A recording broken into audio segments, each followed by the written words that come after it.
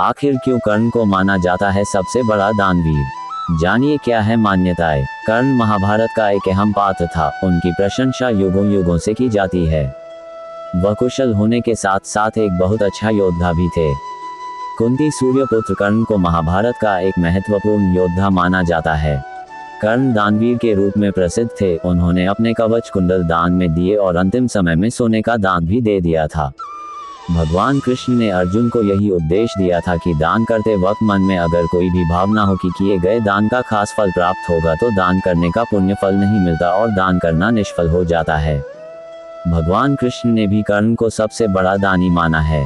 अर्जुन को कर्ण की प्रशंसा पसंद नहीं थी। इसी कारण से उन्होंने एक बार कृष्ण से पूछा कि सब कर्ण की इतनी प्रशंसा क्यों करते हैं। कृष्ण ने 2 पर्वतों को सोने में बदल दिया और कहा कि इस सोने को गांव वालों में बांट दो। अर्जुन ने सारे गांव वालों को बुलाया और पर्वत काट काट कर देने लगे और कुछ समय बाद थक कर बैठ गए। तब कृष्ण ने कर्ण को बुलाया और सोने को बांटने के लिए कहा तो कर्ण ने बिना कुछ सोचे समझे गांव वालों को कह दिया कि ये सारा सोना गांव वालों का है और वे इसे आपस में बांट ले। तब कृष्ण ने समझाया कि कर्ण दान करने से पहले अपने हित के बारे में नहीं सोचता। इसी बात के कारण उन्हें सबसे बड़ा दानवीर कहा जाता है। अपनी दानवीरता का असली परिचय उन्होंने अपने कवच और कुंडल दान करते वक्त दिया। कर्ण जब सूर्य की उपासना कर रहे थे तब इंद्र वेश बदलकर ब्रह्मा के रूप में आए और कर्ण से उनके कवच और कुंडल की मांग की। सूर्य ने कर्ण को कवच और कुंडल देने से मना किया था, पर कर्ण किसी को निराश नहीं करते थे, इसलिए उन्होंने अपना कवच और कुंडल का दान कर दिया। कर्ण ये जानते थे कि ये दान उनकी मृत्यु का कारण बन सकता है, तब भी उन्होंने अपने हित के बारे में बिना सोचे दान कर दिया और एक बार फिर ये साबित कर दिया कि उनसे बड़ा दानवीर और कोई नहीं है। कर्ण दान करने के लिए काफी प्रसिद्ध था। कर्ण जब युद्ध क्षेत्र में आखिरी सांस ले रहा था तो भगवान कृष्ण ने उसकी दानशीलता की परीक्षा लेनी चाहिए। वे गरीब ब्राह्मण बनकर कर्ण के पास गए और कहा कि तुम्हारे बारे में काफी सुना है और तुमसे मुझे अभी कुछ उपहार चाहिए। कर्ण ने उत्तर में कहा कि आप जो भी चाहें मांग लें। ब्राह्मण ने सोना मांगा। कर्ण ने कहा कि सोना तो उसके दांत में है और आप इसे ले सकते हैं। ब्राह्मण ने जवाब दिया कि मैं इतना कायर नहीं हूं कि तुम्हारे दांत तोड़ूं। कर्ण ने तब एक पत्थर उठाया और अपने दांत तोड़ लिए।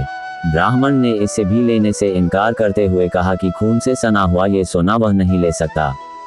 कर्ण ने इसके बाद एक बाण उठाया और आसमान की तरफ चलाया। इसके बाद बारिश होने लगी और दांत धुल गया। दानवीरों की चर्चा में एक बार श्री कृष्ण पांडवों से बोले कि उन्होंने कर्ण जैसा दानवीर नहीं देखा, न ही सुना। पांडवों को ये बात पसंद नहीं आई। भीम ने पूछ लिया कैसे। श्री कृष्ण ने कहा कि समय आने पर बताऊंगा। बात आई गई हो गई। कुछ दिनों बाद सावन शुरू हो गया और वर्षा की झड़ी लग गई। उस समय एक याचक युधिष्ठिर के पास आया और बोला, महाराज मैं आपके राज्य में रहने वाला ब्राह्मण हूँ। मैं बिना हवन किए कुछ भी नहीं खाता पीता। मेरे पास यज्ञ के लिए चंदन की लकड़ी नहीं है। आपके पास हो तो मुझ पर कृपा करें, अन्यथा मैं भूखा प्यासा मर जाऊंगा। युधिष्ठिर ने तुरंत कर्मचारी को बुलवाया और लकड़ी देने के लिए कहा। लकड़ी के भंडार में सूखी लकड़ी नहीं थी। उसके बाद महाराज ने भीम और अर्जुन को चंदन की लकड़ी का प्रबंध करने का आदेश दिया, मगर सूखी लकड़ी नहीं मिली। ब्राह्मण को हताश देखकर श्री कृष्ण ने कहा, मेरे साथ आइए। भगवान ने अर्जुन और भीम को भी इशारा किया तो वे दोनों भी वेश बदलकर ब्राह्मण के संग हो लिए। कृष्ण सबको लेकर कर्ण के महल में गए। ब्राह्मण ने वहां जाकर लकड़ी की अपनी वही मांग दोहराई। कर्ण ने अपने भंडार के मुखिया को बुलाकर सूखी लकड़ी देने के लिए कहा, पर वहां भी वही जवाब पाकर ब्राह्मण निराश हो गया। इसके बाद कर्ण ने कहा कि आप निराश न होएं।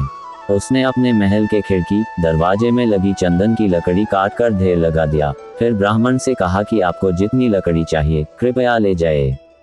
ब्राह्मण लकड़ी लेकर कर्ण को आशीर्वाद देता हुआ लौट गया। पांडव और कृष्ण भी लौट आए। वापस आकर भगवान ने कहा कि साधारण अवस्था में दान देना कोई विशेष बात नहीं है।